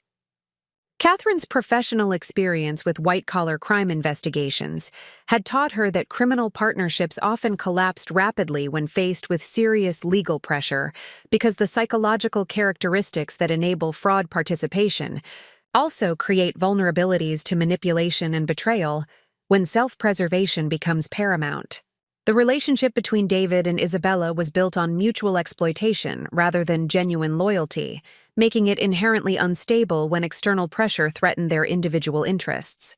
The timing analysis that Catherine conducted revealed that David and Isabella had planned their escape according to a timeline that assumed they would have several days or weeks of undetected time before anyone realized they had permanently departed United States jurisdiction. Their psychological confidence in this timeline was based on assumptions about other people's capabilities and responses that reflected their arrogance rather than objective analysis of potential opposition. The financial analysis that supported Catherine's psychological assessment revealed that David had been making increasingly desperate attempts to maximize his theft during the months preceding his planned escape, suggesting psychological pressure and recognition that his criminal operation was becoming unsustainable. The acceleration of his criminal activities indicated awareness that his window of opportunity was closing, while his confidence in his escape plan remained intact. Catherine's investigation revealed that David's psychological approach to criminal activity had created exactly the type of comprehensive evidence trail that would be necessary for successful prosecution, while simultaneously providing multiple leverage points that could be used to ensure cooperation from accomplices and recovery of stolen assets. His confidence in his intellectual superiority had made him careless about protecting evidence that could be used against him by someone with appropriate expertise. The psychological vulnerabilities that Catherine had identified in both David and Isabella would become critical elements in her strategic response to their betrayal and criminal activities. Her understanding of their personality structures and decision-making processes would enable her to apply pressure at precisely the points where they were psychologically weakest, while maintaining strategic advantages that their arrogance prevented them from recognizing or preparing to counter effectively. Catherine's investigation gradually revealed that David's criminal operation extended far beyond individual fraud to encompass a sophisticated network of accomplices who provided specialized services and institutional access that enabled systematic theft while maintaining the appearance of legitimate business operations. The scope of criminal collaboration involved multiple financial institutions, offshore banking entities, and corrupt professionals who had been systematically recruited to facilitate money laundering and asset concealment that protected David's stolen funds from detection and recovery. The first accomplice that Catherine identified through her forensic analysis was Marcus Brennan, a certified public accountant who operated Brennan Financial Services from a prestigious office suite in downtown Chicago. Marcus had been providing David with falsified audit reports and tax documentation that concealed the true nature of Pinnacle Wealth Management's financial activities while creating the appearance of regulatory compliance and professional oversight that satisfied client concerns about investment security.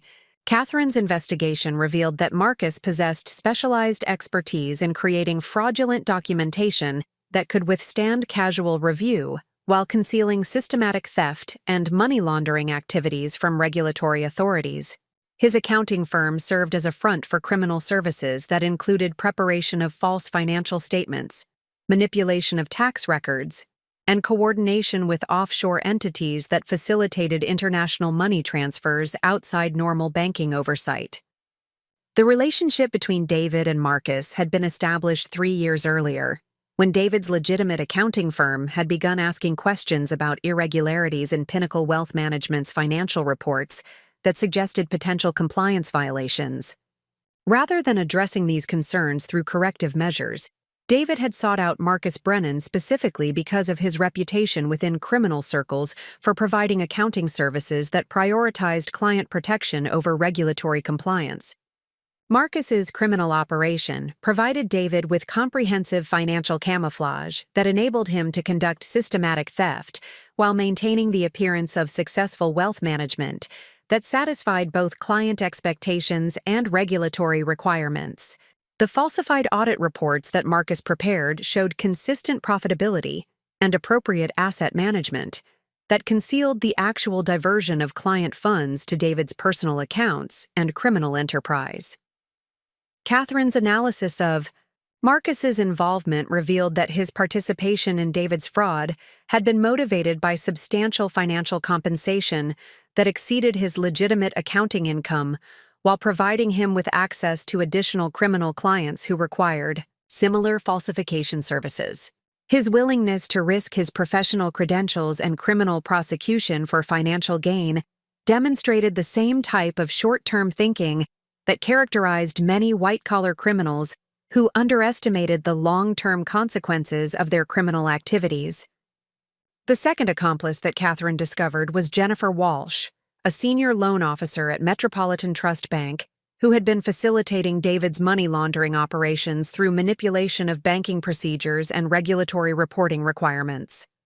Jennifer's position within the banking system provided her with legitimate access to transaction monitoring systems and compliance protocols that enabled her to process suspicious transfers while avoiding automatic detection systems that would normally trigger regulatory review. Catherine's investigation revealed that Jennifer had been accepting substantial payments from David in exchange for processing international wire transfers that exceeded normal reporting thresholds, while failing to file required suspicious activity, reports that would have alerted federal authorities to potential money laundering activities.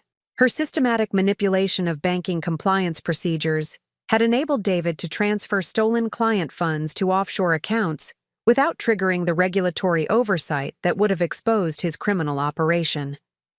The relationship between David and Jennifer had been established through social connections within Chicago's financial services community, where Jennifer's reputation for discretion and flexibility in banking procedures had made her a valuable contact for clients who required enhanced privacy in their financial transactions.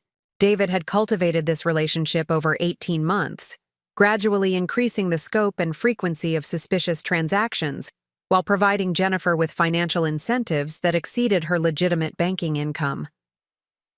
Jennifer's participation in David's criminal enterprise had been facilitated by her detailed knowledge of banking regulations and compliance procedures that enabled her to identify specific vulnerabilities in the oversight system that could be exploited for money laundering activities.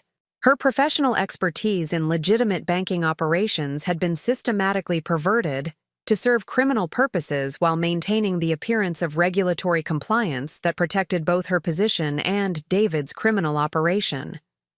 Catherine's analysis revealed that Jennifer's criminal activities had extended beyond simple transaction facilitation to include coordination with offshore banking entities that specialized in providing services to American criminals seeking to conceal stolen assets from federal authorities. Her participation in this international network demonstrated the sophisticated nature of David's criminal operation and the extensive planning that had been required to establish effective money laundering capabilities. The third accomplice that Catherine identified was Roberto Martinez, a licensed attorney who specialized in international business law and had been providing David with legal services that facilitated offshore account establishment and documentation that supported his planned permanent relocation to Mexico. Roberto's legal expertise had been essential for creating the identity documentation and residency arrangements that would enable David and Isabella to establish new lives outside United States jurisdiction. Catherine's investigation revealed that Roberto had been operating a parallel criminal practice that provided legal services specifically designed to help white-collar criminals avoid prosecution through offshore relocation and asset concealment strategies. His legitimate law firm served as cover for criminal services that included preparation of false identity documents, coordination with corrupt foreign officials, and establishment of shell corporations that facilitated money laundering and asset protection from American law enforcement. The relationship between David and Roberto had been established through referrals from other financial criminals who had successfully used Roberto's services to avoid prosecution for investment fraud and money laundering activities.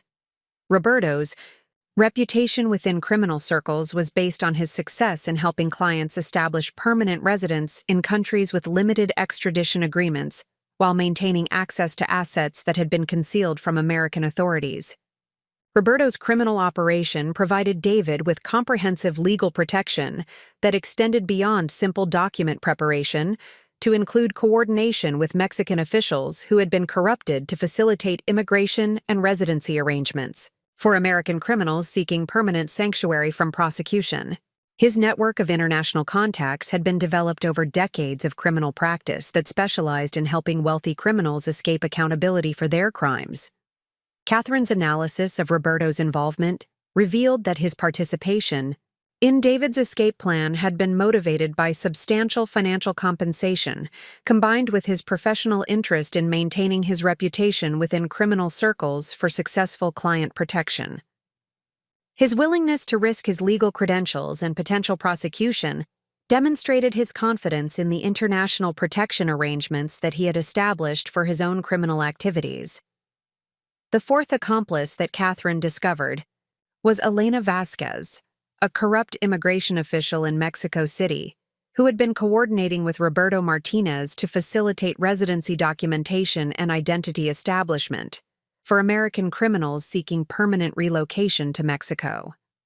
Elena's position within the Mexican immigration system provided her with legitimate authority to process visa applications and residency permits while accepting bribes that enabled criminals to obtain official documentation under false identities. Catherine's investigation revealed that Elena had been operating a sophisticated immigration fraud scheme that provided comprehensive relocation services for wealthy criminals who could afford substantial payments for expedited processing and documentation that would withstand casual review by law enforcement authorities. Her criminal operation had been established over several years and included coordination with other corrupt officials who provided additional protection and services for American fugitives. The relationship between Elena and Roberto had been established through criminal networks that specialized in facilitating international relocation for white-collar criminals seeking to avoid prosecution in the United States. Elena's services included preparation of false identity documents, coordination of residency applications under fabricated circumstances, and ongoing protection arrangements that would prevent extradition requests from being processed effectively by Mexican authorities. Elena's participation in David's escape plan had been motivated by substantial financial compensation that exceeded her legitimate government salary, while providing her with access to additional criminal clients who required similar immigration fraud services. Her position within the Mexican government had been systematically exploited to serve criminal purposes while maintaining the appearance of legitimate immigration processing that satisfied both her supervisors and the criminal clients who depended on her services. Catherine's analysis revealed that Elena's criminal operation represented a critical vulnerability in David's escape plan because her activities were conducted within the Mexican government system, where exposure could trigger comprehensive investigation that would compromise all of her criminal clients simultaneously. Her participation in international criminal networks made her particularly vulnerable to pressure from American law enforcement agencies that possessed sophisticated capabilities for disrupting offshore criminal operations. The fifth accomplice that Catherine identified was Thomas Chen, a corrupt technology consultant who had been providing David with specialized cybersecurity services that facilitated encrypted communication and digital asset concealment while protecting his criminal operation from potential electronic surveillance and forensic analysis. Thomas's technical expertise had been essential for establishing secure communication channels and data storage systems that enabled coordination between criminal participants while minimizing the risk of electronic evidence that could be used for prosecution. Catherine's investigation revealed that Thomas had been operating a parallel consulting business that provided cybersecurity services specifically designed to help white-collar criminals avoid detection through sophisticated electronic countermeasures and data protection strategies. His legitimate technology firm served as cover for criminal services that included encrypted communication systems, secure data storage arrangements, and electronic surveillance countermeasures that protected criminal operations from law enforcement investigation. The relationship between David and Thomas had been established through referrals from other financial criminals who had successfully used Thomas's services to avoid prosecution for investment fraud and money laundering activities that involved extensive electronic evidence.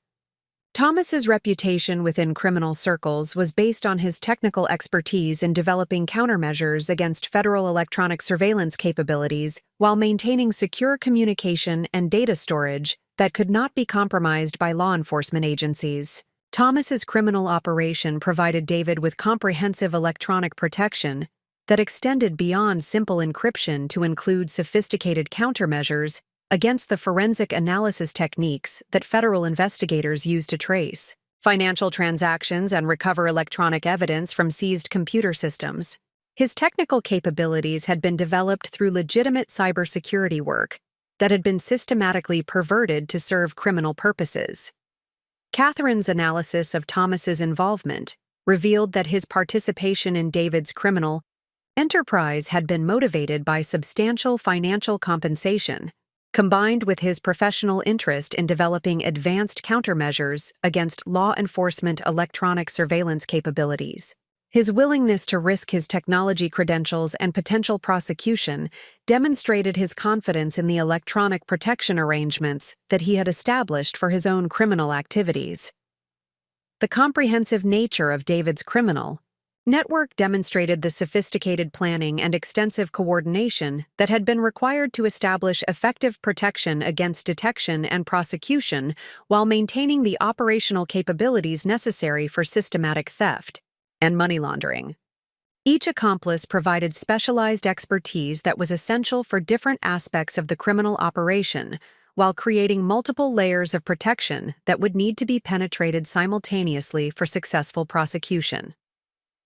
Catherine's investigation revealed that the criminal network had been established through systematic recruitment of corrupt professionals who possessed legitimate access to systems and procedures that could be exploited for criminal purposes, while maintaining the appearance of regulatory compliance and professional conduct. The coordination between these accomplices demonstrated sophisticated criminal planning that exceeded the capabilities of individual participants, while creating vulnerabilities that could be exploited by comprehensive investigation and strategic law enforcement coordination. Catherine's discovery of the extensive criminal network supporting David's fraud operation required the development of a comprehensive strategic response that would ensure systematic dismantling of the entire enterprise while protecting innocent parties from financial harm and securing maximum asset recovery for defrauded clients. Her professional expertise in forensic financial analysis had prepared her to understand that complex criminal enterprises required coordinated multi-jurisdictional law enforcement response combined with sophisticated asset protection strategies that would prevent criminals from accessing or destroying evidence during prosecution proceedings. The strategic planning process that Catherine initiated represented the culmination of her months-long investigation and drew upon the full scope of her professional relationships within federal law enforcement, regulatory agencies, and international financial crime investigation networks. Her reputation as a recognized expert in forensic accounting and white-collar crime analysis provided her with access to resources and expertise that would be essential for ensuring successful prosecution while simultaneously protecting her own legal and financial interests from potential criminal or civil liability. The first component of Catherine's strategic plan focused on coordinating with federal law enforcement agencies that possessed the jurisdiction and investigative capabilities necessary for prosecuting complex financial fraud involving interstate commerce and international money laundering. Her professional consulting relationships with the Federal Bureau of Investigation Economic Crime Unit provided her with direct access to agents who specialized in sophisticated white-collar crime investigation and possessed the technical expertise necessary for tracing stolen assets across multiple jurisdictions. Catherine's initial contact with Special Agent Sarah Richardson of the FBI Economic Crime Unit occurred through her established consulting relationship with the agency, which had previously engaged her expertise for analysis of complex financial fraud cases involving offshore money laundering and asset concealment.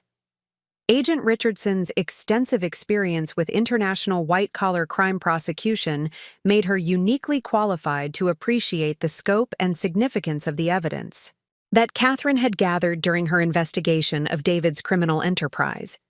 The briefing that Catherine provided to Agent Richardson included comprehensive documentation of David's systematic theft from client accounts, detailed analysis of the money laundering operations that had transferred stolen funds to offshore accounts, and complete identification of the criminal network that had facilitated the fraud through specialized services spanning multiple jurisdictions. The quality and thoroughness of Catherine's evidence exceeded the standards typically achieved by professional law enforcement investigations, providing federal prosecutors with an unprecedented foundation for criminal prosecution. Agent Richardson's immediate response to Catherine's evidence was to initiate a formal federal investigation that would coordinate with multiple agencies including the Securities and Exchange Commission, the Financial Crimes Enforcement Network, and the Internal Revenue Service Criminal Investigation Division. The multi-agency approach was necessary because David's criminal activities involved violations of federal securities laws, money laundering statutes, tax evasion regulations, and international financial crime treaties that required specialized prosecutorial expertise. The second component of Catherine's strategic plan involved coordinating with regulatory agencies that possess the authority to freeze assets and implement emergency protective measures that would prevent David and his accomplices from accessing stolen funds or destroying evidence during the investigation and prosecution process. Her professional relationships with the Securities and Exchange Commission Enforcement Division provided her with access to regulatory tools that could be implemented rapidly to protect client assets and preserve evidence. Catherine's consultation with SEC enforcement attorney Michael Torres resulted in the immediate implementation of emergency asset freeze orders that prevented David from accessing or transferring any assets associated with Pinnacle Wealth Management or his personal accounts. The regulatory authorities possessed broad emergency powers that enabled them to act rapidly to protect investor assets without the lengthy legal proceedings that would be required for criminal prosecution. The asset freeze implementation was coordinated with parallel actions by banking regulators who possess the authority to suspend suspicious financial transactions and require comprehensive reporting of all account activities that might be related to the criminal investigation. The coordinated regulatory response created a comprehensive financial containment system that prevented David and his accomplices from accessing stolen funds while preserving evidence for criminal prosecution. The third component of Catherine's strategic plan focused on international coordination with law enforcement agencies in Mexico and other jurisdictions, where David had established offshore accounts and escape arrangements. Her professional network included contacts with international financial crime investigators who specialized in asset recovery and fugitive apprehension that required cooperation between multiple countries with different legal systems and extradition procedures. Catherine's coordination with Agent Richardson included detailed briefings on David's planned escape to Mexico and the criminal network that had been established to facilitate his permanent relocation outside United States jurisdiction. The international aspects of David's criminal operation required coordination with Mexican law enforcement agencies that possessed the jurisdiction and authority necessary for preventing his escape and facilitating asset recovery from offshore accounts. The international coordination process involved formal requests through diplomatic channels for Mexican authorities to investigate Elena Vasquez's corruption within the immigration system and to prevent David and Isabella from obtaining fraudulent residency documentation that would enable their permanent sanctuary from American prosecution. The complexity of international legal cooperation required extensive documentation and formal procedures that would ensure admissibility of evidence in both American and Mexican legal proceedings. The fourth component of Catherine's strategic plan involved coordinating with civil litigation attorneys who possessed the expertise necessary for recovering stolen assets through parallel civil proceedings that would complement the criminal prosecution while providing additional protection for defrauded clients. Her professional network included experienced litigation firms that specialized in complex financial fraud cases and possessed the resources necessary for pursuing comprehensive asset recovery across multiple jurisdictions. Catherine's consultation with the law firm of Peterson, Martinez and Associates resulted in the immediate initiation of civil asset recovery proceedings that would run parallel to the criminal prosecution while providing additional legal mechanisms for protecting client interests and ensuring maximum recovery of stolen funds. The civil litigation approach enabled more aggressive asset recovery strategies that were not constrained by the evidentiary standards required for criminal prosecution. The civil litigation strategy included comprehensive asset tracing that extended beyond the criminal investigation to identify additional hidden accounts and property that could be seized for client restitution. The litigation firm possessed specialized expertise in international asset recovery that would be essential for accessing offshore accounts and recovering property that David had purchased with stolen funds in foreign jurisdictions. The fifth component of Catherine's strategic plan focused on protecting her own legal and financial interests, while ensuring that her cooperation with law enforcement agencies would not expose her to potential criminal or civil liability for unknowing participation in David's money laundering activities. Her professional expertise in white-collar crime defense provided her with sophisticated understanding of the legal protections available to individuals who cooperated with federal investigations. Catherine's consultation with criminal defense attorney Rebecca Chen resulted in the establishment of formal cooperation agreements with federal prosecutors that provided her with immunity from prosecution in exchange for her comprehensive assistance with the investigation and prosecution of David's criminal enterprise. The cooperation agreement included protections that ensured her consulting business and professional reputation would not be damaged by association with David's criminal activities.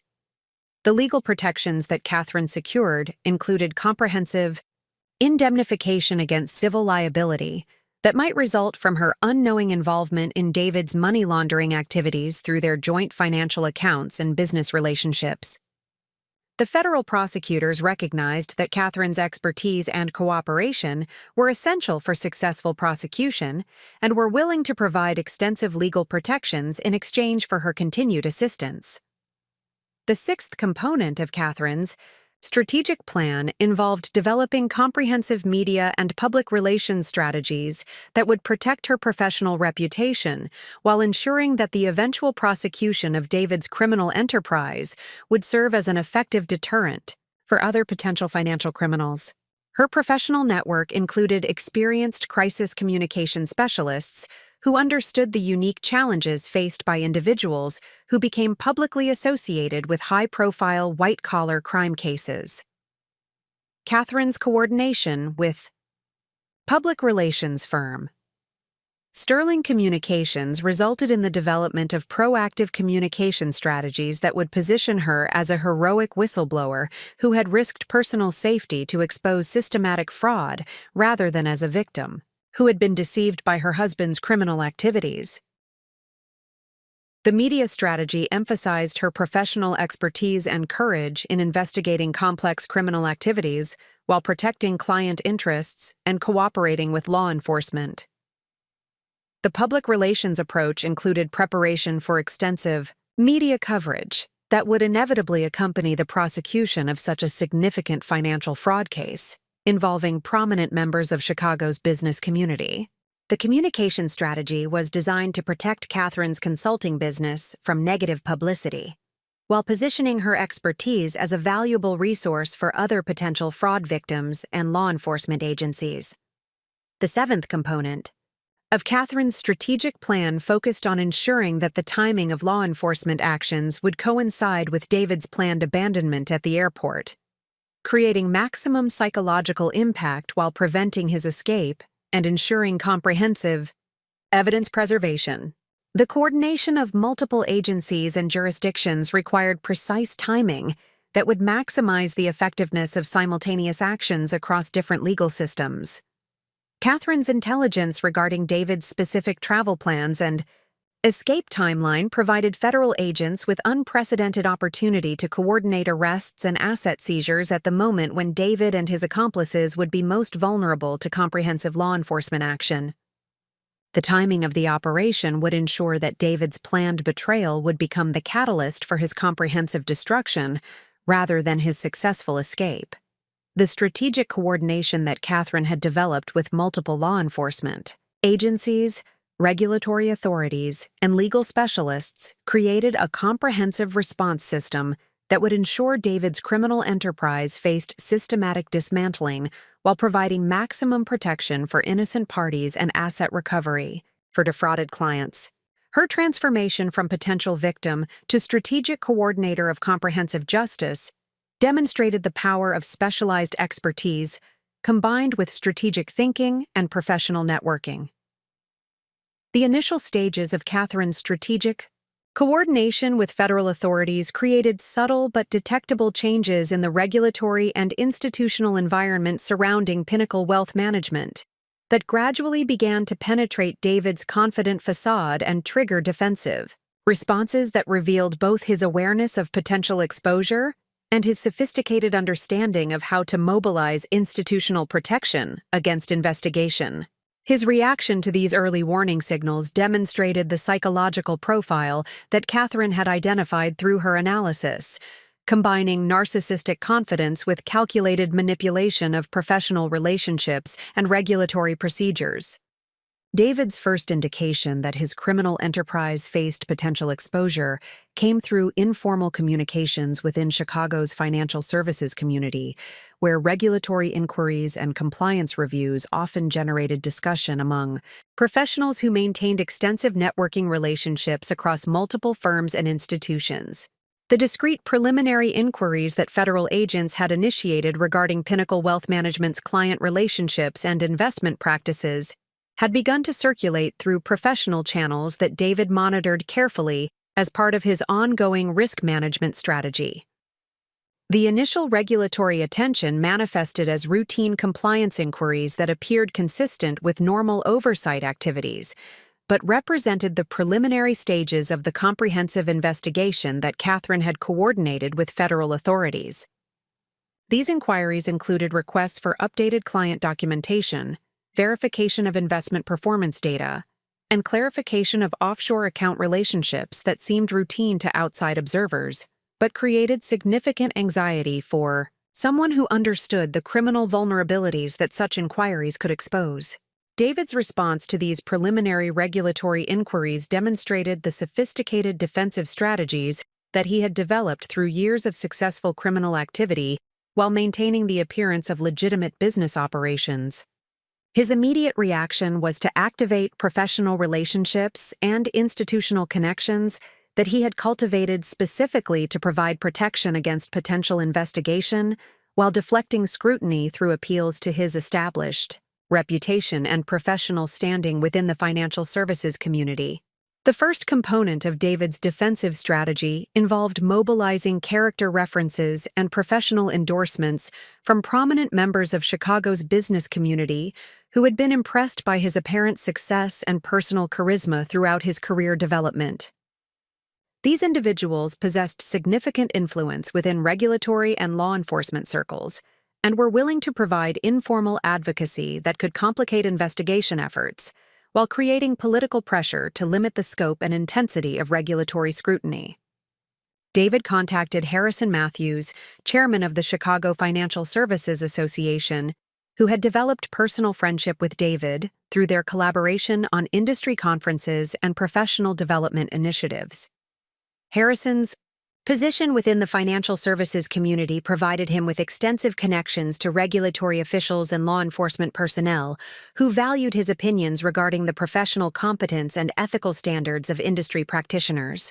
Harrison's intervention on David's behalf included personal communications with regulatory officials, emphasizing David's contributions to industry professionalism and his reputation for client service excellence that had earned recognition throughout the Chicago financial community. These character endorsements were designed to create presumptions of legitimacy that would encourage regulatory officials to limit their investigation scope, while accepting explanations that might be questionable if provided by someone with less established professional credibility. The second component of David's defensive strategy focused on challenging the procedural basis for regulatory inquiries through legal mechanisms that could delay investigation progress, while creating opportunities to conceal or destroy evidence that might support criminal prosecution. His coordination with Roberto Martinez extended beyond escape, planning to include sophisticated legal challenges that questioned the authority and methodology of federal investigators who were examining his business operations. Roberto's legal challenges included formal objections to the scope of regulatory inquiries on grounds that they exceeded normal oversight authority and violated client confidentiality protections that were fundamental to wealth management relationships. These procedural challenges were designed to create legal delays that would provide additional time for evidence destruction, while establishing grounds for challenging any criminal charges that might result from the investigation. The legal strategy that Roberto developed emphasized technical compliance arguments that questioned whether federal investigators possessed appropriate jurisdiction for examining investment practices that appeared to fall within normal wealth management parameters. These challenges were calculated to exploit the complex regulatory framework governing financial services, while creating reasonable doubt regarding the legitimacy of investigation procedures that could be used to challenge evidence admissibility in criminal proceedings. The third component of David's defensive strategy involved implementing enhanced operational security measures that were designed to prevent investigators from accessing evidence of criminal activities while maintaining the appearance of routine business confidentiality protections. His coordination with Thomas Chen resulted in sophisticated electronic countermeasures that would complicate forensic analysis while creating plausible explanations for any evidence gaps that might be discovered during investigation. Thomas's security implementations included comprehensive data encryption that would prevent investigators from accessing electronic records without extensive technical analysis, secure communication systems that would limit the ability to intercept coordination between criminal participants, and evidence destruction protocols that could be activated rapidly if investigation pressure exceeded manageable levels. Up next, you've got 2 more standout stories right on your screen. If this one hit the mark, you won't want to pass these up. Just click and check them out. And don't forget to subscribe and turn on the notification bell so you don't miss any upload from us.